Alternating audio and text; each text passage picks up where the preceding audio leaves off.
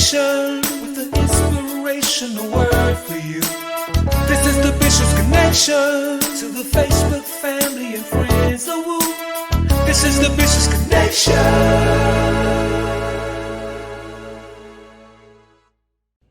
Good day to my Woo, my Facebook, and the YouTube family.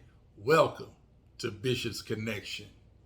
Today I'm starting a new series entitled When God is Silent. This is part 1 of our teaching. Our text scripture can be found in 1 Samuel chapter 28, verses 3 through verse 7 of the King James Version. And the word of the Lord reads, Now Samuel was dead, and all Israel had lamented him, and buried him in Ramah, even in his own city. And Saul had put away those that had familiar spirits and the wizards out of the land. And the Philistines gathered themselves together and came and pitched in Shunem. And Saul gathered all Israel together, and they pitched in Gilboa. And when Saul saw the host of the Philistines, he was afraid, and his heart greatly trembled. And when Saul inquired of the Lord, listened to this, beloved, answered him not, neither by dreams, nor by Urim, nor by prophets. Then Saul spoke unto his servants, Seek me a woman that hath a familiar spirit, that I may go to her and inquire of her. And his servants said to him, Behold, there's a woman that hath a familiar spirit at Endor. King Saul, beloved, finds himself in a perplexing situation.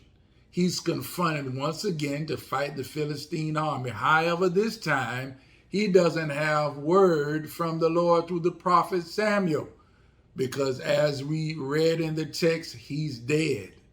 The Lord's voice is silent in his life. He finds himself out of the will of God due to his disobedience to destroy the Amalekites. He turns to a witch in Endor to raise the prophet Samuel from the dead, to inquire of the Lord. According to the story, she shouldn't be alive because Saul had ordered all the witches and wizards killed. However, he spared one for his own personal reading because there was no word of the Lord through the prophet. You see, you have to be mindful not to turn to alternative measures to get a word when needing direction in your life.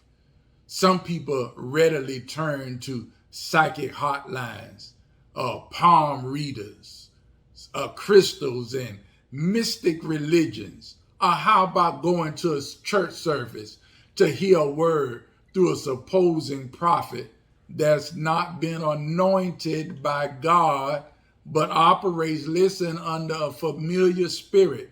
Or I've known them to use gimmicks to obtain personal information about you. Be mindful of generic prophetic words that are nothing more than disguised words of edification. Listen, but not specific God insight as a seer or a seer. A seer is a seer.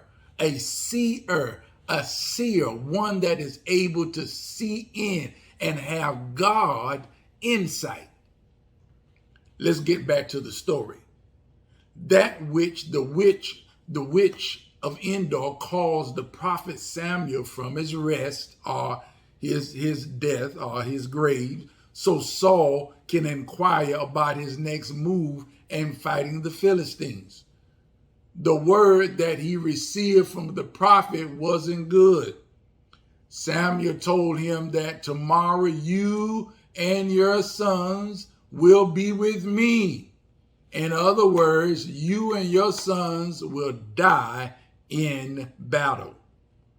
Listen, beloved, when God is silent in your life, that's not the time to panic, to run around frantically like Saul, seeking to hear a word at the expense of being misguided through a generic, surrogate, spooky voice because you want to hear something deep.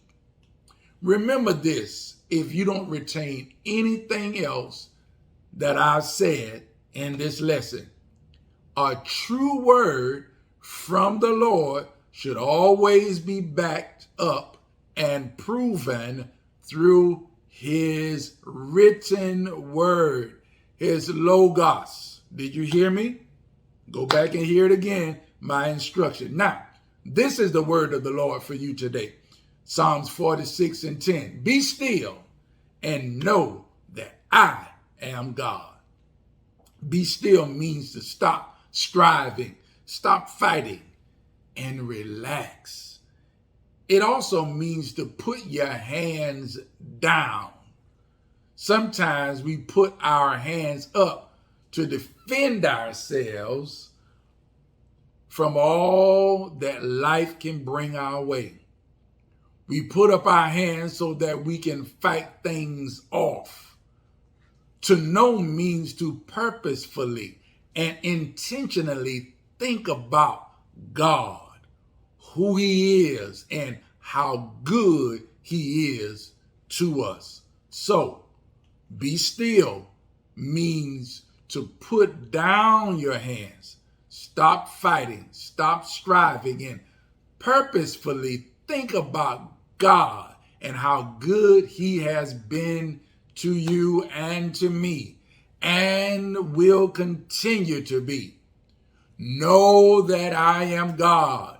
Know means to properly ascertain by seeing and acknowledge. Be aware. How does acknowledging God impact our stillness? I'm glad you asked. We know he is omniscient, all-knowing, omnipotent, all-powerful, holy, sovereign, faithful, infinite, and good. Acknowledging God implies that we can trust him and surrender to his plan because we understand who he is. Beloved, listen, if God is silent, that's a sign we should be too. Stop being jumpy and in a hurry, allowing your nerves to be set on edge. From experience, you know God always, did you hear me? God always comes through for you. Psalms 27:14 says, wait on the Lord, be of good courage, and he shall strengthen thine heart. Wait, I say, on the Lord.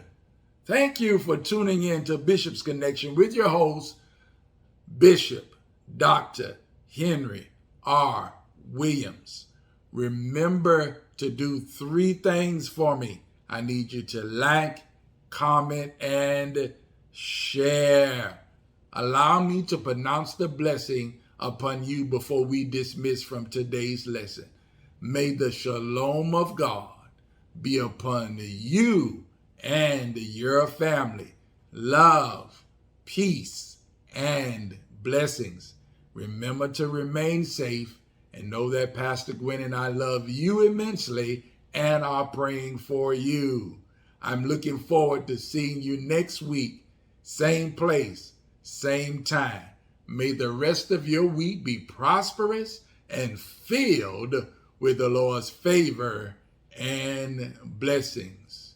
Next week, part 2, when God is silent.